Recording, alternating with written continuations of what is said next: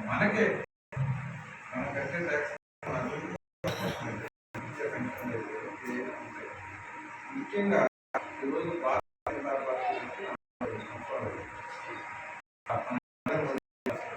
ఈ యొక్క పార్టీ ఈ 40 సంవత్సరాలు పూర్తి మెజారిటీ 18 మంది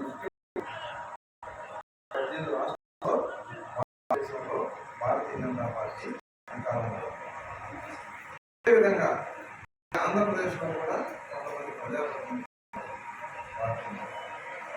భారతీయ జనతా పార్టీ అనేది ఏంటంటే దేశం యొక్క సమగ్రత, అంటే దేశం అభివృద్ధి, దేశ రక్షణ, పేద ప్రజలకు కట్టుబడి భారతీయ జనతా పార్టీ అనేది పార్టీ. భారతీయ జనతా పార్టీ పెట్టింది వ్యవస్థాపక అద్వానీ, చంద్రబాబు, వాజ్పేయి. కానీ అద్వానీ బతికే ఉన్నారు, కానీ నరేంద్ర మోడీ గారు ప్రధానమంత్రిగా ఉన్నారు. అంటే భారతీయ జనతా పార్టీ ఎవరైతే ప్రజలకు సేవ చేసేదానికి అవినీతి రహితంగా, అవినీతి పడకుండా ప్రజలే నా యొక్క కుటుంబం అనుకునే వాళ్ళు మాత్రమే ఈ భారతీయ జనతా పార్టీలో ఉన్నారు. ఈరోజు ప్రాంతీయ పార్టీ కాంగ్రెస్లో ఎవరవుతారు ప్రధానమంత్రి అంటే టక్కని చెప్తారు, రాహుల్ గాంధీ లేదా సోనియా గాంధీ లేదా ప్రియాంక గాంధీ. అంతేగాని నీ పేరు నా పేరు చెప్పలేదు. ఇక్కడ ఉండేవాళ్ళు కూడా ఏమో చెప్పలేము. మీలో కూడా మీ కుటుంబాల్లో మీ బిడ్డలో, లేకుంటే మీ తమ్ముళ్ళు, మీ ఎవరో ఒకరు ఈ భారతీయ జనతా పార్టీలోనే రేపు అధ్యక్షుడు అయ్యే అవకాశం ఉంది, లేదా ప్రధానమంత్రి అయ్యే అవకాశం ఉంది. అంటే అవకాశాలకి ఏ అవకాశాలైనా సరే ఇక్కడ మనం అందించుకోవాలి. అదే వైఎస్ఆర్సీపీ రాష్ట్రంలో ప్రస్తుతం ఉన్నటువంటి వైఎస్ఆర్సీపీ. ఈ ప్రభుత్వం ఓడిపోతే జగన్మోహన్ రెడ్డి ఓడిపోయారన్న, గెలిస్తే జగన్మోహన్ రెడ్డి గెలిచారన్న. ఎవరయ్యా వైఎస్ఆర్సీపీ అంటే జగన్మోహన్ రెడ్డి, కాకపోతే భారత్, కాకపోతే షర్మిల, కాకపోతే అంతేగాని సామాన్య ప్రజలకి అవకాశం అనేది ప్లస్ మతాలు, ప్రాంతాలు, కులాలు, ఇది భారతీయ జనతా పార్టీ. ఈరోజు ఈ రాష్ట్రం ఎందుకు ముక్కలైంది? ముక్కలైన రాష్ట్రాన్ని కూడా ఈరోజు ఒక వేధిస్తున్నారు. ప్రాంతాలు, రాజధాని విషయం మీరు అందరూ ఇక్కడి నుంచి వైజాగ్ పోతారా? వైజాగ్ పోతామంటే జగన్మోహన్ రెడ్డి గారు ఈ రాజధాని ఏదో విభజన ఏదో జరిగిపోయింది, రాష్ట్రం ఏదో విభజించిన తర్వాత ఈ రాష్ట్రంలో మంచిగా ఉంటుంది, రాజధాని అది మంచిగా చెడ రాజధాని అనేది జరిగిపోయింది. దాని మీద కూడా ఇవ్వాలి అంటే ఈ ప్రభుత్వం ఏర్పడినప్పటి నుంచి ఈ రాష్ట్రం ప్రభుత్వాలైనా ఈ ప్రభుత్వమైనా తను ఏమీ చేయలేదు కాబట్టి ప్రజలకి ఏమన్నా ఈ రాష్ట్ర ప్రభుత్వం చేసిన దాఖలాలు ఉన్నాయా? పెన్షన్ గతంలో వస్తుంది, ఇప్పుడు వస్తుంది. పొదుపు రుణాలు గతంలో వస్తున్నాయి, ఇప్పుడు వస్తున్నాయి. ఈ రాష్ట్రంలో ప్రస్తుత ప్రభుత్వం ఆరోగ్యశ్రీ ఎక్కడైనా సరిగ్గా పనిచేస్తుందా? మీ ఇంటి ఎదురుగా ఏదైనా గుంట పూసిన దాఖలాలు ఏ వర్గం? అమ్మఒడి. అంతకుముందు అమ్మఒడి ఏముంది? అంతకుముందు చదువుకునే కట్టలేదు కదా, రకాల హాస్టల్లో అన్ని తీర్మిస్తున్నారు కదా. ప్రతి కేంద్ర సర్వశిక్ష అభియాన్ ఉంది. కేంద్ర ప్రభుత్వం బాలింతలకు కానీ, చిన్న పిల్లలకు కానీ, గర్భిణీ స్త్రీలకు కానీ, హాస్పిటల్లో డెలివరీ అయిన తర్వాత ముందుకు చేయడానికి కానీ ప్రతి పథకానికి కేంద్ర ప్రభుత్వం 60% అంటే దానికి రూపాయి ఖర్చు అయితే 60 పైసలు కేంద్ర ప్రభుత్వం ప్రతి సంవత్సరం ప్రతి బడ్జెట్లో ప్రతి నెల చెల్లిస్తుంది. ఈ రాష్ట్ర ప్రభుత్వం అధికారంలో ఉన్నాక ఆరోగ్యశ్రీ పనిచేయాలి. తల్లి బిడ్డ ఎక్స్ప్రెస్ అనే పథకం ఉండేది, అది గత 3 సంవత్సరాలకు పనిచేయాలి. లేదా బిడ్డ ఉంటున్నారు, అది ఎంతవరకు అనేది ప్రజలు చేశారు. ఎక్కడన్నా ఒక ఓటు వేశారు.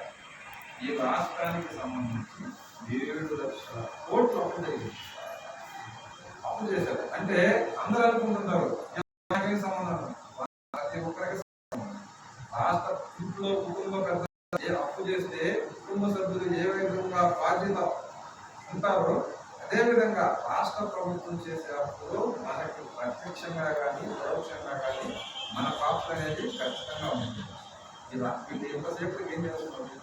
ఒక్కటే ఆలోచించింది, ఈ నాయకుల యొక్క కంపెనీల ఆదాయంలో పెట్టబోతున్నాయి. వాళ్ళు సాధించిన కంపెనీ ఈరోజు ఒక ఇల్లు కడుతున్నారు, ఒక పరిశ్రమ పెట్టి పరిశ్రమ. అదేవిధంగా ప్రభుత్వం ఎందుకు అవుతుంది? ఏమి చేశారు?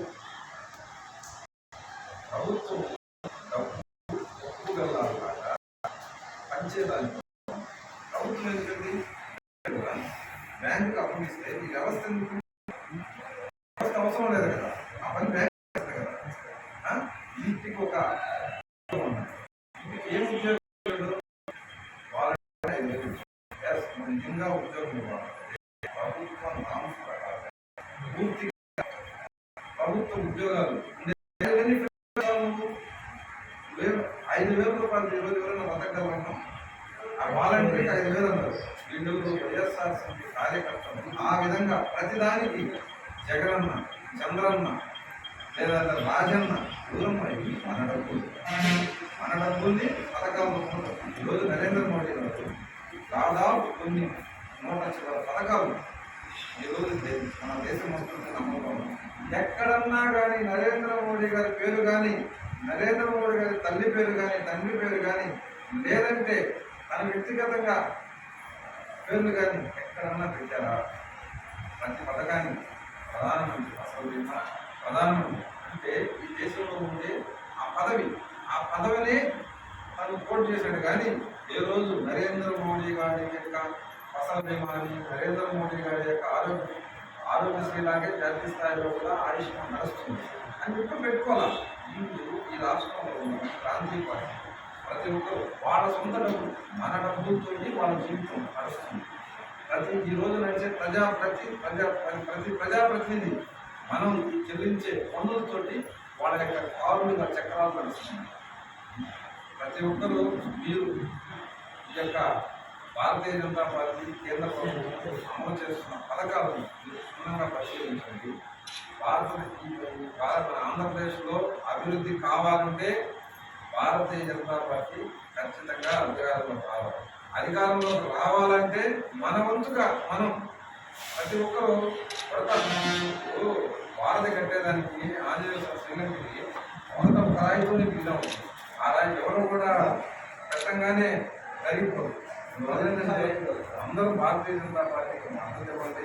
భారతీయ జనతా పార్టీకి అనుకూలంగా మీరు నలుగురిని ఈ పార్టీలో తీసుకొచ్చేదాని కోసం ప్రయత్నిస్తారని చెప్పి బిస్కెట్లు ఇప్పించేసారు. బిస్కెట్లు